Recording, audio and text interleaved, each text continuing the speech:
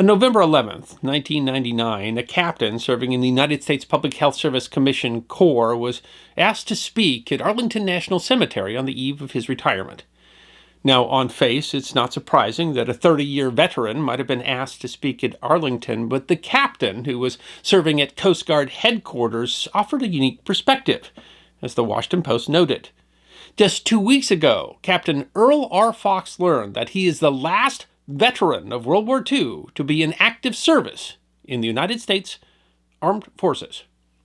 The Post noted that Fox described himself as the last direct physical link between today's military and the warriors of Midway, Normandy, and Iwo Jima. For someone who lived a full life, Earl Fox almost didn't have the chance.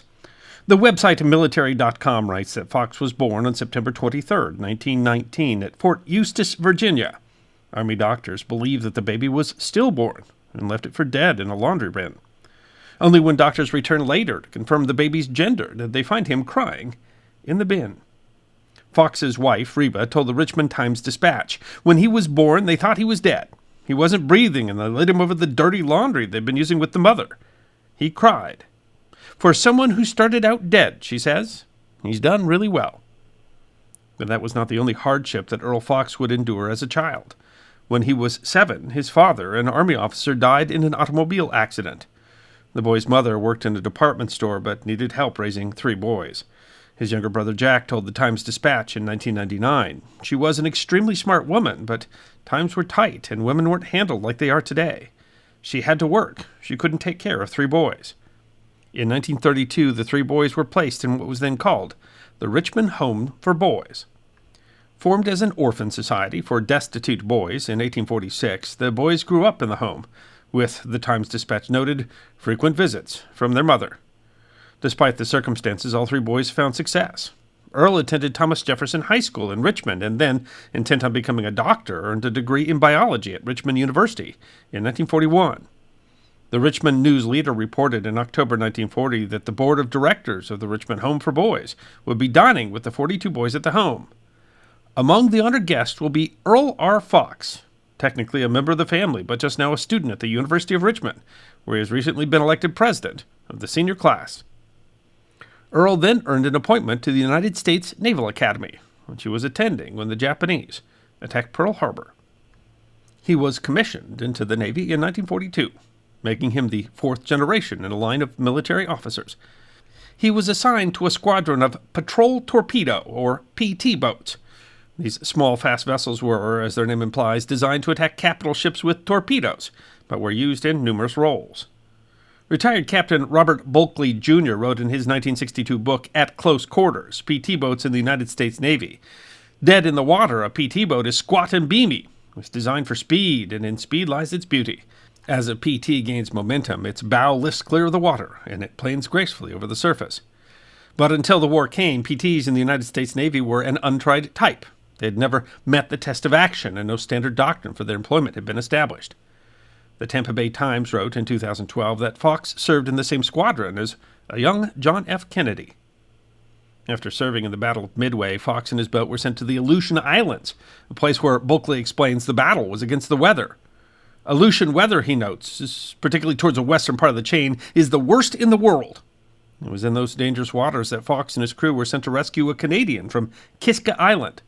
The Times-Dispatch explains that the man had been sending coded radio messages about Japanese ship movements, but was being tracked by the Japanese soldiers. Fox and his crew managed to rescue the man, but then ran into difficulty. Bulkley explains that with strong currents running through the passes and channels, the jagged shorelines and submerged rock formations make navigation extremely hazardous. The Greensboro, North Carolina News and Record reported in 1999, after the rescue, the torpedo boat crashed into rocks. The propellers were bent. Fox and a dozen other sailors jumped into 2 lifeboats. As they rowed out into the frigid Bering Sea, the Japanese infantry on the island shot their abandoned torpedo boat full of holes. The Tampa Bay Times writes that others discovered the abandoned boat and shipped his belongings in a box to his wife. For the second time, Earl Fox had been given up for dead, only to be very much alive. The Tampa Bay Times explains that the men were taken in by local natives, who provided food and shelter until they were eventually picked up by Coast Guard officers on a fishing boat. For the daring rescue, Fox was awarded the Silver Star. Fox was then assigned to a boat in New Guinea. By the summer of 1943, he was, the Post writes, already a decorated combat veteran and boat commander at the age of 23.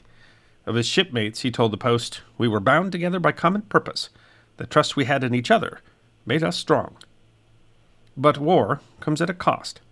The Washington Post explains that Fox's boat came under attack by a single Japanese plane that appeared out of nowhere and strafed his boat. A sailor was hit, and the boat's executive officer, Al Haywood, went to the man's side. When the plane returned for another attack, Haywood covered the man to protect him and was struck. The injured sailor survived, but Haywood was killed. Fox buried his friend at sea. He told the Washington Post, "Remembering people like Haywood and the many, many others like him is important, because those memories of honor and sacrifice are the fabric our country is made of." Fox served on a submarine until the end of the war, left active service in 1947, having earned the Silver Star and 2 Bronze Stars for heroism, and continued to serve in the Naval Reserve. He attended the Medical College of Virginia in Richmond, earned his medical license in 1953. He was a general practitioner and a rheumatologist. The Times-Dispatch writes that he helped bring up 3 children and nurtured a family practice in St. Petersburg, Florida. He was quoted talking about the dignity of death in a 1963 edition of the Tampa Bay Times. "Physicians," Dr. Fox contends, "should do everything to save life, but they should make no effort to prolong the agony of dying." After nearly 20 years of practice, Dr. Fox retired in 1972 at the age of 55, content, the Washington Post writes, to enjoy his 53-foot yacht and his life as a yacht club commodore. But life would then take an odd turn. Fox was accustomed to entertaining officers from the local Coast Guard station. The Post writes he was at the club one day when an emergency call came in. A man aboard a pleasure boat was suffering a heart attack. With the Coast Guard's doctor away, Fox was asked to help. Within minutes, he was being lowered from a helicopter at sea. Apparently, he found the experience rewarding. A Coast Guard officer suggested that he could receive an age waiver, the New York Times explained in 1999. The age limit for Coast Guard doctors was 44, but officials waived it because of a shortage, and Fox became a flight surgeon. But he insisted on becoming a pilot. His son Parham told the Tampa Bay Times he had all these hotshots from Vietnam who were cheeking him helicopters. All of a sudden, he went from 55 years old to about 40 years old. The New York Times wrote that he learned to fly helicopters and airplanes at an age when many are contemplating retirement, and was being lowered from rescue helicopters to treat injured mariners. The Washington Post writes that for 16 years, until 1990, Fox served as a flight surgeon at Coast Guard stations up and down the East Coast, making more than a dozen helicopter rescues. He then became senior medical officer at the Coast Guard's Military Personnel Command in Washington, D.C. The Tampa Bay Times writes that authorities considered his work on a disability review board so valuable that they once again granted Dr. Fox an exception to mandatory age limits. By 1999, Earl Fox was a captain in the Public Health Service Commission Corps and 80 years old. The Times-Dispatch noted that some of his colleagues were young enough to be his great-grandchildren. His combined World War II and Coast Guard service added up to 30 years, and he was, he found out, the last of the 16,122,566 Americans who served during the Second World War to remain on active duty.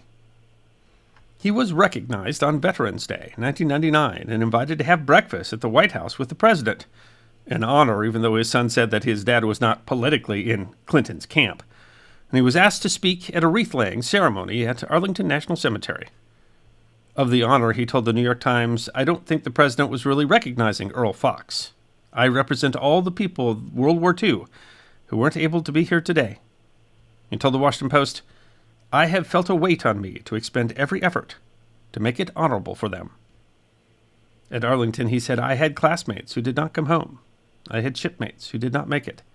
I knew what they thought and what they thought about, and I am filled with humility and faith in God because I feel like I am here today because of their courage and bravery." 8 days later, on November 19th, Captain Fox retired, telling CBS News, "I feel that it's time for me to move on and open the way for younger people to come in and advance their ideas, just as I've had the privilege of using my own." Although CBS continues, Fox admits that his wife will have to get used to having him around the house a little bit more. President Clinton said at Arlington, "I think he has earned his retirement. But Captain, on behalf of a grateful nation, we say thank you for your service." Dr. Earl R. Fox passed away on September 23, 2012. It was his 93rd birthday. He was survived by his 2 brothers, 3 sons, 6 grandchildren, and 6 great-grandchildren. The United States Department of Veterans Affairs says that less than 1% of the more than 16 million Americans that served in the armed forces in the Second World War are still alive today, and an average of about 234 pass away every day. And it is up to us to remember them. Amid their gravestones at Arlington National Cemetery, Dr. Fox said, "Each generation forms a backbone for the next to build upon. As my generation fades into the mist of collective memory called tradition, you will carry on the process for the next generation of your sons and daughters. And in this way, those who gave the last full measure of devotion will live forever." I hope you enjoyed watching this episode of The History Guy, and if you did, please feel free to like and subscribe and share The History Guy with your friends. And if you also believe that history deserves to be remembered, then you can support The History Guy as a member on YouTube, a supporter on our community at Locals, or as a patron on Patreon. You can also check out our great merchandise shop or book a special message from The History Guy on Cameo.